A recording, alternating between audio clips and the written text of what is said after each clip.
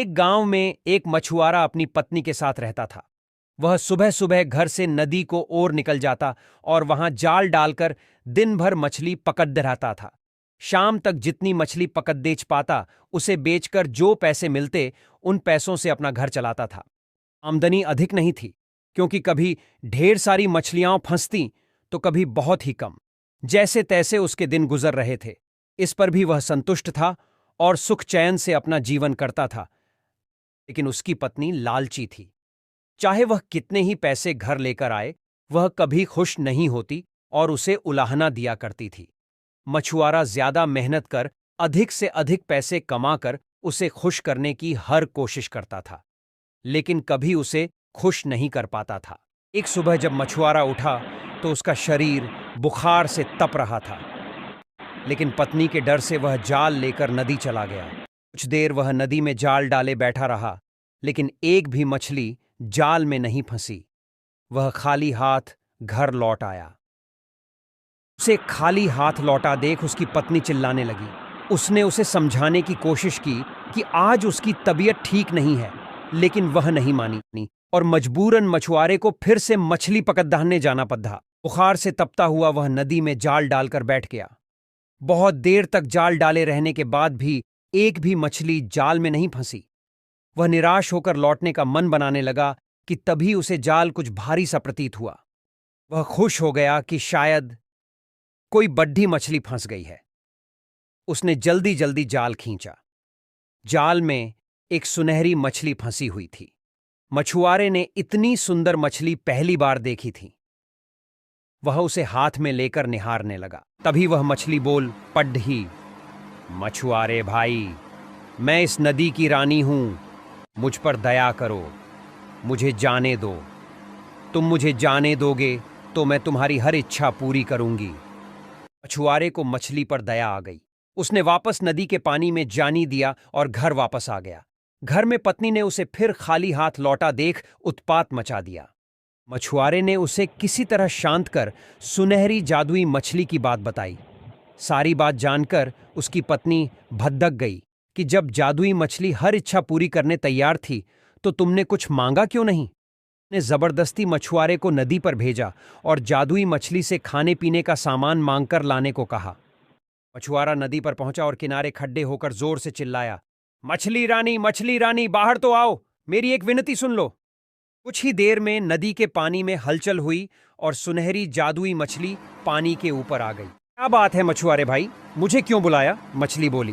मछली रानी, आज घर पर खाने का कुछ सामान नहीं है। मैं और मेरी पत्नी दोनों भूखे हैं। क्या तुम मुझे खाने का कुछ सामान दे सकती हो? मछुआरा हाथ जोड़कर बोला। क्यों नहीं, मछली बोली, तुम अपने घर पहुंचो, वहां खाने का सामान पहुंच जाएगा। मछुआरे ने वापस घर की राह पकड़ ली। जब वह घर पहुंचा तो देखा दरवाजे पर खाने पीने की ढेर सारी चीजें रखी हुई हैं।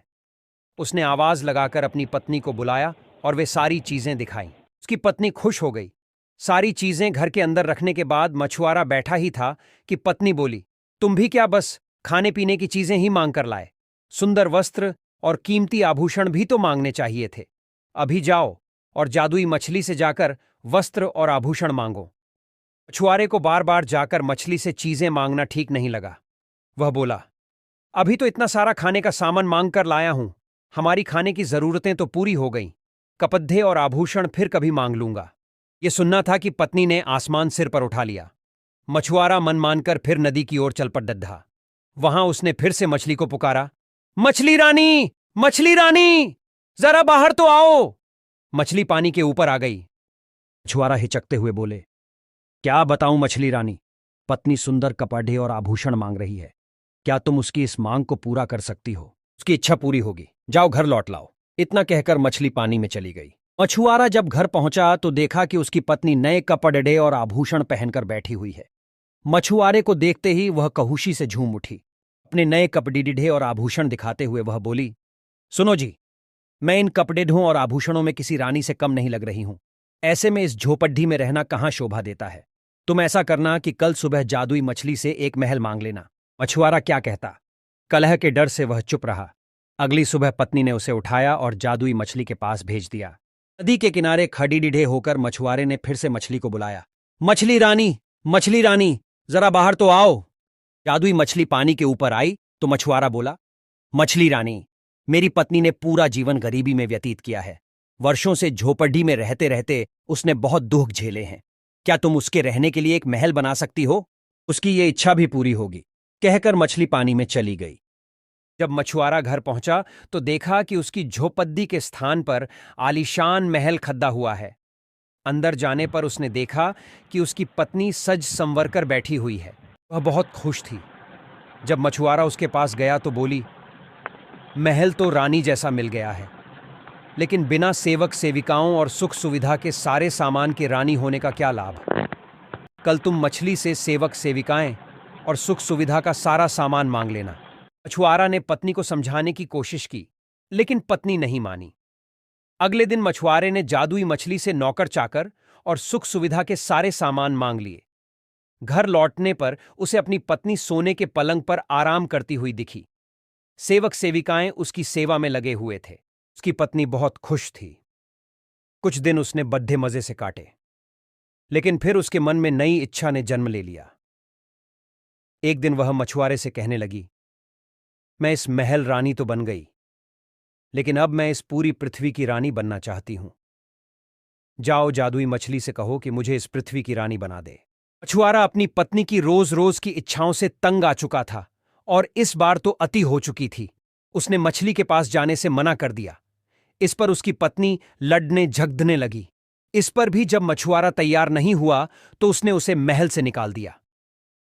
दुखी मछुआरा फिर से नदी पर गया और जादुई मछली को पुकारने लगा, मछली रानी, मछली रानी, जरा बाहर तो आओ।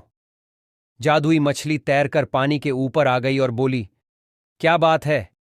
अब तुम्हारी पत्नी की क्या इच्छा है? मछुआरा बोला, अब तक मैं हर बार अपनी पत्नी की इच्छा लेकर तुम्हारे पास आया करता था। आज अपनी इच्छा लेकर आया हूं। कहो, क्या चाहते हो? मछली बोली, मैं चाहता हूं कि तुमने अब तक हमें जो भी दिया है वह सब वापस ले लो। एक बात मुझे समझ आ गई है कि इच्छाओं का कोई अंत नहीं है। तुम जितना देती रहोगी मेरी पत्नी उतना मांगती रहेगी। वह कभी संतुष्ट नहीं होगी और बिना संतुष्ट हुए वह कभी खुश नहीं रह पाएगी। मछली बोली, तुम्हारी यह इच्छा पूरी हो। और वह पानी में चली गई। मछुआरा जब अपने घर पहुंचा तो महल गायब हो चुका था। उसके स्थान पर उसकी झोपड़ी आ गई थी। अंदर जाने पर उसे फटे पुराने कपड़ों में अपनी पत्नी दिखी। मछुआरे को देख वह रोना पीटना मचाने लगी कि महल, धन दौलत, सेवा सेविकाएं, आभूषण कुछ भी न रहा। मछुआरे ने उससे कहा कि अपनी आंखों पर पढ़ा लोभ का पर्दा हटाओ तो तुम्हें इस गरीबी में भी सुख नजर आएगा। जितना लालच करोगी उतना और लालच बढ़ेगा। इसीलिए जीवन में जो है उसमें संतुष्ट रहना सीखो। मैं अपनी मेहनत से जो भी रुखी सूखी लाऊं उसमें खुश रहने को तैयार हो तो मेरे साथ रहो, नहीं तो मैं जाल लेकर जा रहा हूं। पत्नी अकेले कैसे रहती? उसे एहसास हुआ कि वह लालच में अंधी हो गई थी। उसने अपने पति को बहुत दुख दिए हैं। वह मछुआरे से क्षमा मांगने लगी। उसके बाद वह जीवन में जो मिला उसमें अपने पति के साथ संतुष्ट रही। मॉरल ऑफ द स्टोरी, लालच का कोई अंत नहीं है। जो लालच में अंधा हो जाता है वह जीवन में कभी सुखी नहीं रह सकता।